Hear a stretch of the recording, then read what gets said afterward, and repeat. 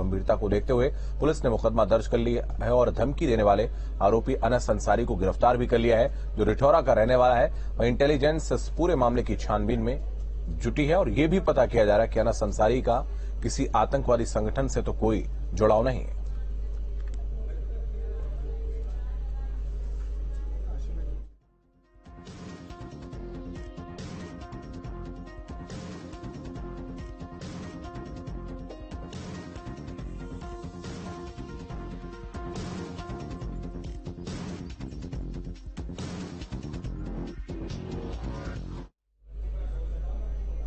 कानपुर में एक बार फिर से धर्मांतरण का मामला सामने आया है। विष्णुपुरी कॉलोनी की लेबर कॉलोनी में ईसाई धर्म सभा चल रही थी।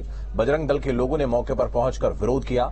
नवाबगंज पुलिस ने मौके से ईसाई धर्म के 2 लोगों को हिरासत में ले लिया है। हिंदू को कहीं से भी डिगने नहीं देंगे, हिंदुओं को कहीं से भी डरने नहीं देंगे।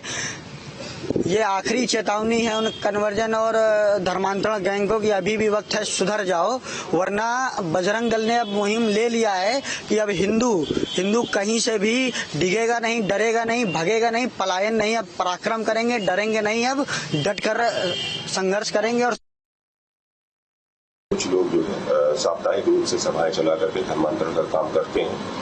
इस सूचना पर पुलिस ने वहां मौके पर जाकर के छानबीन की, तो वहां पर एक सभा चल रही थी। तो अपने आप को इससे पीड़ित बता रहे हैं, उन्होंने आकर के थाने पर शिकायत भी की है। तो हमने उनसे आग्रह किया है कि एक पहली सूचना दी, इसके आधार पर अगर वो देते हैं तो इस पर हम लोग FIR पंजीकृत करेंगे और जो भी तथ्य हैं उनके आधार पर जो भी संवैधानिक कार्रवाई है उसको अमल में लाएंगे।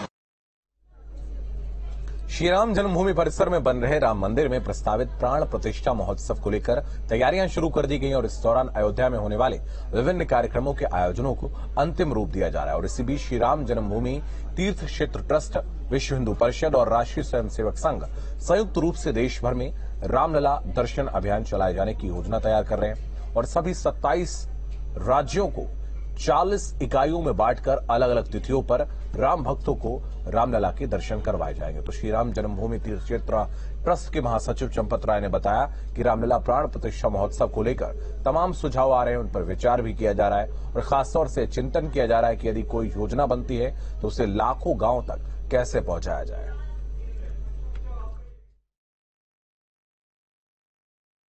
कोई भी जो निश्चित योजना बनती है वो लाखों गांव तक जाए कैसे।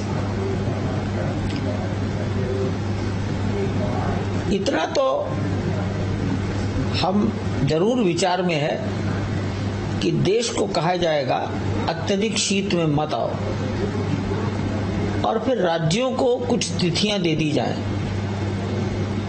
दक्षिण भारत को जरा फरवरी में ले जाएं जब उत्तर की ठंड घट जाती है और फिर राज्य अपने लिए निर्धारित तिथि पर आए तो सब लोग आ भी जाएंगे, कठिनाइयां भी कम होंगी। अगर सारा देश ठीक प्राण प्रतिष्ठा के दिन ही अयोध्या में उमड़ पड़ा, बहुत कठिनाइयां खड़ी हो जाएगी ना। हम राज्यों को निवेदन करेंगे, आपकी तिथि घोषित की जाएगी, आप उसी तिथि पर आइए। लखनऊ में अखिल भारतीय संत समिति की राष्ट्रीय कार्यकारिणी की बैठक हुई। वेदांत आश्रम में हुई इस बैठक में देश भर के संतों ने हिस्सा लिया और अलग अलग अखाड़े के अध्यक्ष भी पहुंचे। अखिल भारतीय संत स्वामी जितेंद्रानंद ने कहा कि देश भर से संत अपने धार्मिक जगहों को बचाने के लिए इकट्ठा हुए हैं। अयोध्या में राम मंदिर का निर्माण हो रहा है, जनवरी में उद्घाटन होगा, बड़ी संख्या में संत समाज वहां पहुंचेगा। जिन जगहों को लेकर अभी विवाद चल रहा है वह भी हम लेकर रहेंगे और मुगल शासनकाल में हम कमजोर थे तो उन्होंने कब्जा किया और आज हम मजबूत हैं तो अपनी जमीन को वापस लेंगे। श्री राम जन्मभूमि 495 वर्षों के बाद मुक्त हुई है, तो इस मुक्ति के अवसर पर क्या हम भारत के उस प्रत्येक गांव में जहां हिंदू रहता है पहुंच सकते हैं? तो ये व्यापक अभियान काशी में 2 से 5 नवंबर 2023 को संस्कृति संसद है, जिसमें भारत के 600 जिलों से हिंदू संत काशी पधारेंगे। 400 महामंडलेश्वर शंकराचार्य, रामानंदाचार्य, ये काशी विश्वनाथ में जो कारसेवक शहीद हुए बलिदान हुए उनके लिए मुक्ति, उनके मोक्ष के लिए मुक्ति का यज्ञ करेंगे और फिर हम 70 दिनों में 5 लाख गांवों को छुएंगे। घोसी उपचुनाव के लिए 5 तारीख को मतदान होगा और 8 तारीख को नतीजे हमारे सामने होंगे। लेकिन उससे पहले घोसी में सियासी हलचल बढ़ गई है और एसपी बीजेपी को घेर रही है तो बीजेपी एसपी को आड़े हाथ ले रही है।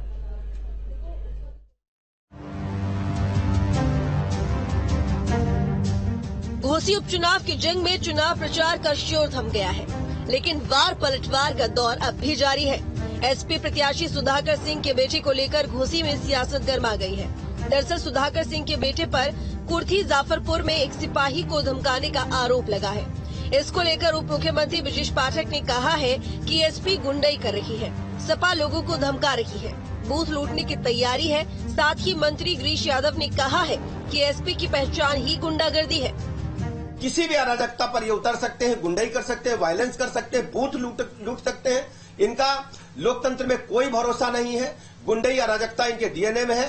इसलिए मैं निर्वाचन आयोग से अपील करता हूं कि गुंडे माफियाओं पर कड़ी कार्रवाई होनी चाहिए और ऐसे गुंडे माफियाओं को तत्काल घोसी से बाहर कर देना चाहिए। समाजवादी पार्टी की यही पहचान है। समाजवादी पार्टी के गुंडा, माफिया, बवाली, अनाचार, दुराचार करने वाले लोग हैं, जमीनों पर कब्जा करने वाले लोग हैं, कानून व्यवस्था को खराब करने वाले लोग हैं, दंगा कराने वाले लोग हैं। भारतीय जनता पार्टी की जो नीतियां हैं, जो विचारधाराएं हैं, उत्तर प्रदेश की जनता उसको स्वीकार कर रही है और इसका परिणाम आपको सामने दिखाई पड़ता होगा। हम 50,000 वोटों से यहाँ घोसी में भारतीय जनता पार्टी पर जीतेगी। इधर शिवपाल यादव ने ब्रजेश पाठक पर पलटवार किया है। उन्होंने कहा स्वास्थ्य विभाग वेंटिलेटर पर है, उनको कोई काम नहीं, अनर्गल प्रलाप करते हैं। देखिए, ये भारतीय जनता पार्टी के लोग आप घबराए हुए हैं। ये चुनाव सीधा समाजवादी पार्टी के प्रत्याशी सुधाकर के पक्ष में हो गया है और बड़ी जीत होने जा रही है समाजवादी पार्टी के प्रत्याशी। भारतीय जनता पार्टी के लोगों ने यहाँ रह करके जो डिप्टी चीफ मिनिस्टर से लेकर के जो ब्रजेश पाठक हैं, इनके पास कोई काम तो है नहीं। विभागों को तो इन्होंने देखिए वेंटिलेटर पर ला दिया, स्वास्थ्य विभाग। डिप्टी सीएम केशव प्रसाद मौर्य ने कहा कि घोसी के नतीजे किसके पक्ष में आएंगे ये तो मतगणना के बाद पता चलेगा, लेकिन आज की तारीख में घोसी की जनता भारतीय जनता पार्टी के साथ है, दारा सिंह चौहान के साथ है। देखिए, नतीजे तो किसके पक्ष में आएंगे, सही मायने में उसका जिस दिन मतगणना का कार्य होगा उस दिन पता चलेगा। लेकिन आज की तिथि में मैं पूरे विश्वास और भरोसे के साथ कह सकता हूं कि घोसी की जनता भारतीय जनता पार्टी के साथ है, भाजपा प्रत्याशी श्री दारा सिंह चौहान जी के साथ है और भाजपा गठबंधन प्रत्याशी बड़े अंतर से घोसी विधानसभा का उपचुनाव जीत रहे हैं। तो वहीं समाजवादी पार्टी दावा कर रही है कि घोसी उपचुनाव एसपी भारी मतों से जीत रही है। जब जान गए हैं कि घोसी का चुनाव परिणाम उनके खिलाफ है, बीजेपी के खिलाफ है, समाजवादी पार्टी के पक्ष में और बड़े अंतरों से समाजवादी पार्टी के प्रत्याशी सुधाकर सिंह चुनाव जीतने जा रहे हैं, तो पूरी भाजपा और प्रशासन मिल करके घोसी का उपचुनाव रामपुर का उपचुनाव बनाना चाहते हैं। लेकिन समाजवादी पार्टी ने और घोसी की सम्मानित जनता ने भी मन बना लिया है कि घोसी का उपचुनाव मैनपुरी के उपचुनाव का परिणाम जैसा साबित करेंगे। तो इसलिए चुनाव हारने के बाद क्या बोलेंगे, कैसे मुंह दिखाएंगे, इसलिए अभी से ब्रजेश पाठक जी भूमिका बना रहे हैं। घोसी उपचुनाव को लेकर एसपी और बीजेपी ने पूरी ताकत झोंक दी है। इंडिया के गठन के बाद होने वाले पहले उपचुनाव में विपक्ष और बीजेपी के बीच कड़ा मुकाबला है। बीजेपी ने दारा सिंह चौहान को मैदान में उतारा है और समाजवादी पार्टी ने पूर्व घोसी विधायक सुधाकर सिंह को टिकट दिया है। ऐसे में अब घोसी सीट पर हो रहा उपचुनाव एक तरह से 2024 से पहले गैर बीजेपी दलों के लिए किसी अग्नि परीक्षा से कम नहीं है। Team news state. लखनऊ में एसपी और बीजेपी डेलीगेशन ने निर्वाचन आयोग के कार्यालय में मुलाकात की। एसपी ने बीजेपी पर चुनाव की मशीनरी का दुरुपयोग कराने की आशंका जताई। वहीं बीजेपी ने कहा कि एसपी को घोसी उपचुनाव में हार का डर सता रहा है। समाजवादी पार्टी ने बार बार कहा है, अखिलेश यादव जी ने हमेशा कहा है कि लोकतंत्र जिंदा रहना चाहिए, जनता का ये अधिकार है, ये संवैधानिक अधिकार है, मतदान करने से किसी को रोकना नहीं चाहिए। निष्पक्ष मतदान होना चाहिए। निर्वाचन आयोग ने भी ऐसी व्यवस्था का दावा किया था, लेकिन घोसी में जो परिस्थितियां बनती जा रही हैं, सत्तारूढ़ दल सरकारी मशीनरी का दुरुपयोग करके निष्पक्ष चुनाव नहीं होने दे रहे। समाजवादी अपनी हार को देख के बौखला रहे हैं, उस कारण से गुंडई पे उतर रहे हैं और केवल जनता को परेशान ही नहीं कर रहे, वो जनता को धमका रहे हैं, वोटर को धमकाने का काम कर रहे हैं, साथ में पुलिस के अधिकारी कर्मचारियों को भी धमकाने का काम कर रहे हैं। और उस पर ऐसे लोगों पर रोक लगनी चाहिए, उनकी गुंडई पर रोक लगनी चाहिए। समाजवादी पार्टी अपनी निश्चित हार को देख के बौखला गई है और आज जनता भारतीय जनता पार्टी के साथ है। तमिलनाडु के सीएम एमके स्टालिन के बेटे उदयनिधि के विवादित बयान से दक्षिण से लेकर उत्तर भारत की सियासत गर्म हो गई। सीएम स्टालिन विपक्षी गठबंधन इंडिया का हिस्सा है और इसलिए बीजेपी को पलटवार करने का मौका मिल गया और इस हमले से विपक्षी दल बैकफुट पर है। वहीं इस बयान पर संत समाज भी नाराज हो गया है और बयान की खुलकर आलोचना की है।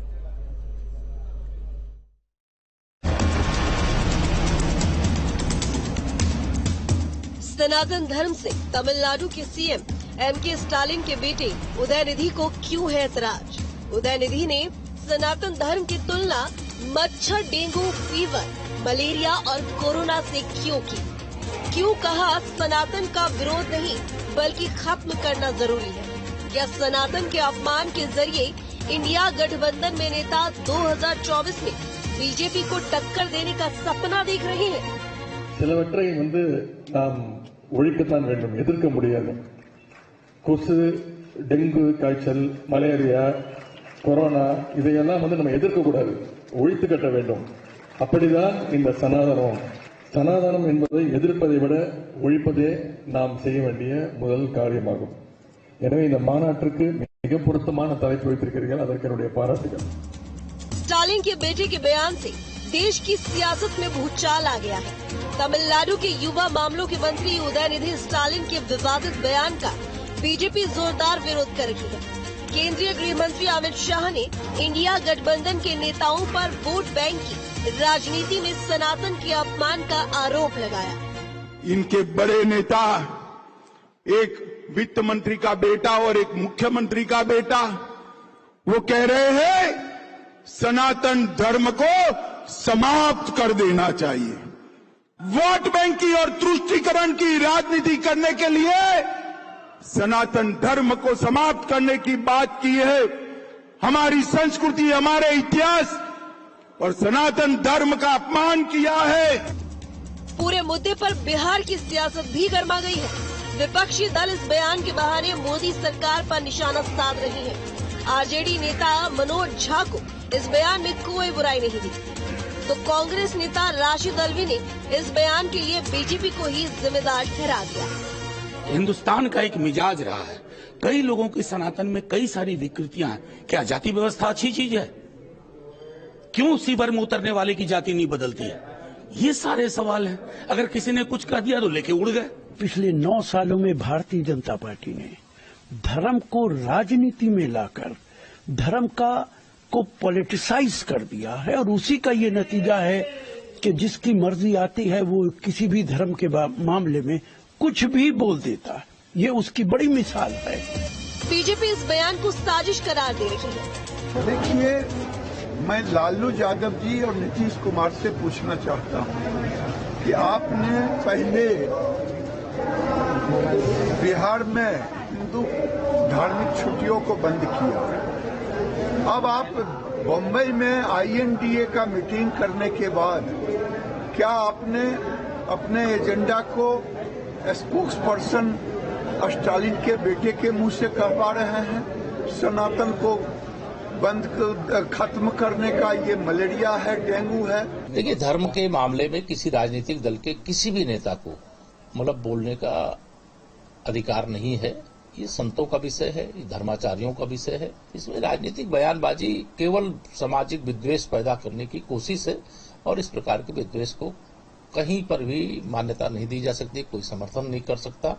यह बयान शुद्ध रूप से समाज में एक विवाद खड़ा करने की असफल कोशिश है। ये लोग सत्य सनातन के शत्रु हैं। वो सत्य सनातन जो सबको साथ लेके चलता है, जिसका मूल अर्थ है वसुधैव कुटुंबकम, जिसका मूल अर्थ है अतिथि देवो भव। सनातन धर्म को ऐसे लोग जो चुनौती दे रहे हैं ना, ये समाप्त हो जाएंगे, कभी सनातन धर्म को कोई चोट नहीं पहुंचा सकता। हालांकि इस मामले में दयानिधि स्टालिन के बयान के खिलाफ दिल्ली पुलिस में शिकायत दर्ज करा दी गई है। संत समाज में खासी नाराजगी देखी जा रही है। तमिलनाडु के मंत्री उदयनिधि स्टालिन ने जिस प्रकार से हिंदू सनातन धर्म को, संक्रामक हिंदू सनातन धर्म को मलेरिया बताया है, वह अत्यंत निंदनीय है। उन्होंने कहा है कि हिंदू सनातन को हम खत्म करेंगे। यूनान, मिस्र, रोमा सब मिट गए, जहां से कुछ बात है कि हस्ती मिटती नहीं हमारी। तो जिस हिंदू सनातन को मिटाने के लिए कितने आए और चले गए, उसको इंडिया गठबंधन के लोग अब मिटाना चाहते हैं। वो सनातन धर्म का वस्तुतः अर्थ ही नहीं समझा।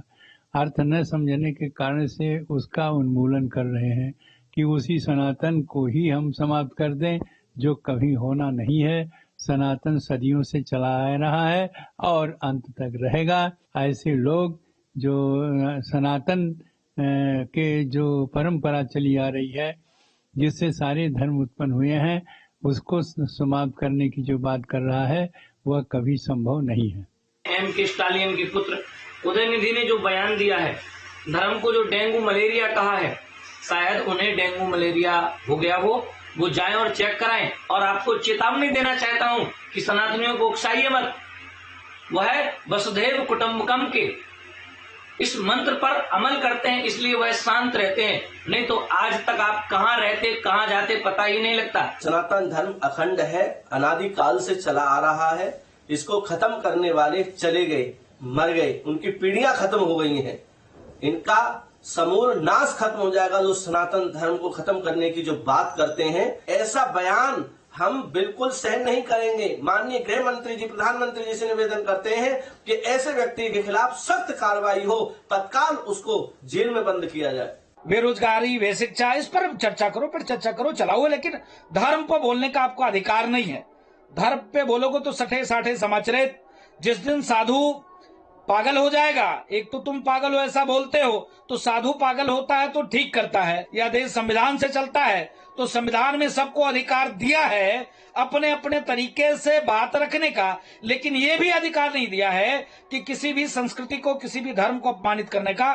तो संविधान के दायरे में रहोगे तो ठीक रहोगे, कायदे में रहोगे तो फायदे में रहोगे। जिस दिन कायदे में नहीं रहोगे उस दिन ठीक नहीं होगा। तमिलनाडु सरकार में मुख्यमंत्री स्टालिन के बेटे और उनकी कृपा से बने मंत्री उदयनिधि खेल युवा विकास मंत्री जी के बिगड़ैल बोल दर्शा रहे हैं कि तमिलनाडु सरकार की आइडियोलॉजी क्या है और समाज में किस प्रकार से विकृतियां फैला रहे हैं और सौहार्द बिगाड़ने का कार्य कर रहे हैं। और जिस प्रकार से वैक्सीनेशन के माध्यम से कोरोना और डेंगू मच्छरों पर रोकथाम लगता है, उसी प्रकार से इनके ऊपर भी रोकथाम लगनी चाहिए और कुछ ऐसे इंजेक्शन लाने चाहिए जो इनके डीएनए को ही नष्टो नाबूद कर दे। तमिलनाडु के सीएम M.K. स्टालिन के बेटे उदयनिधि स्टालिन पहले भी विवादों में रह चुके हैं। वे हिंदी भाषा के खिलाफ भी कई बार बयान दे चुके हैं। डीएम के संयुक्त सचिव और प्रवक्ता सरवनन अन्नादुरई ने उदयनिधि के बचाव में आते हुए बयान को तोड़ मरोड़ कर पेश करने का आरोप लगाया है। हालांकि पार्टी की ओर से सफाई आने से पहले तक विवाद काफी बढ़ चुका है। बीजेपी लगातार हमले कर रही है। Team news stay. यूसीसी लागू करने को लेकर यूपी सरकार के कदम एक एक करके आगे बढ़ रहे हैं। विधि आयोग द्वारा यूसीसी लागू करने को सरकार को रिपोर्ट सौंपने के बाद संभल के सांसद शफीकुर रहमान बर्क ने यूसीसी को लेकर बड़ा बयान दिया। सांसद ने कहा कि यूसीसी जैसे मसलों से कोई फायदा नहीं होगा, सरकार गौर करे। यूसीसी लागू करने से मुल्क के हालात खराब होंगे। महंगाई, बेरोजगारी पर सरकार गौर करे। यूसीसी से मुल्क के हालात जो है वो लगातार खराब होते जाएंगे। मसलों को छेड़ने से कोई फायदा तो है नहीं, सिवाय इस बात के कि पूरी मुसलमान कौम परेशान है इस वक्त। और जब से ये सिविल कोड का मामला आया कि जो ये सबका, तो सब मजहब अलग-अलग है, उनकी तरीका कार अलग-अलग है और उनका रस्म रिवाज अलग-अलग है। तो इसको सियासत में क्यों घसीटा जा रहा है? पाबंदी लगाने से कौम को, सारे हिंदुस्तान को, मुल्क को नुकसान होगा। अलीगढ़ में न्यूज स्टेट की खबर का बड़ा असर हुआ है। दरअसल स्मार्ट सिटी योजना के तहत किए जा